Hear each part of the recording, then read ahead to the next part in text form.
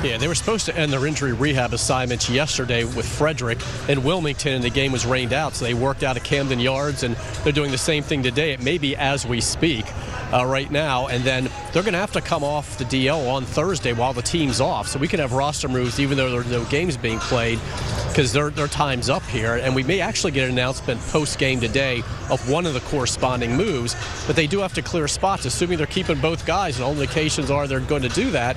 Then they're going to have to make room. And, you hate to speculate, but obviously Ruben Tejada's spot would seem to be in jeopardy in place of Ryan Flaherty, because he's only played twice this month for a total of 2 innings, no at-bats. Defensive replacement in 9th inning of 2 blowouts, including one in this series. I had to check to make sure he was even still on the roster. So he would seem to be one guy, can't be option, would have to be designated. They'd love to keep him in the organization. So that would be one move, at least logically, they'd make. The other one, not quite as obvious for Santander, it's do you DFA Craig Gentry again, or do you option Joey Ricker? Now remember, roster's expanded September, so you could go ahead and bring him right back. I think there's 9 games left before that. You could bring him back. There are concerns, even though Gentry has cleared waivers earlier this year, that he would get claimed this time. He's one of those pieces that a lot of teams like late in the season, that extra defensive guy, pinch runner. That's why Quentin Berry always seems to find work this time of year. So they really don't want to lose him. So it's an interesting decision of what they're going to do there, but it seems like it would come down to one of those two. Then, of course, you have the whole issue of carrying a Rule 5 pick this late in the season while you're still in contention. Roch, how about the situation with J.J. Hardy? He's another player that is going to have to be restored to the 25 along the way. When's that going to happen? Yeah, I mean, he's doing really well. He hit in the cage today.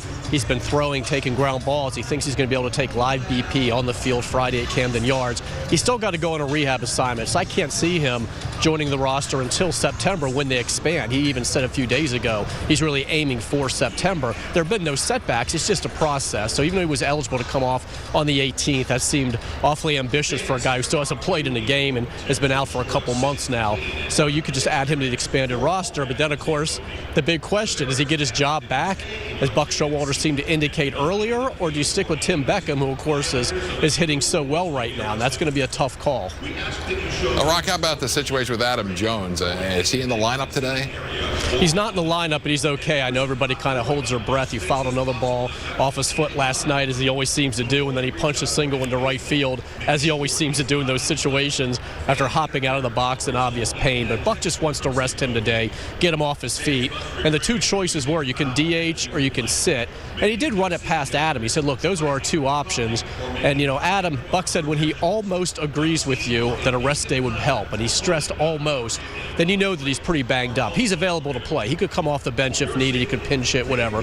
But Buck really wants to take advantage of getting him off his feet today. And then also they have the off day tomorrow. So that's really 2 straight days of him resting up. He'll be back in the lineup Friday. But Adam, I mean, he takes foul balls to every part of his body. He runs into walls. He dives for balls. He's banged up. But that's not breaking news. He's like that every year at this time. Buck was just looking for a chance to give him 2 straight days of rest.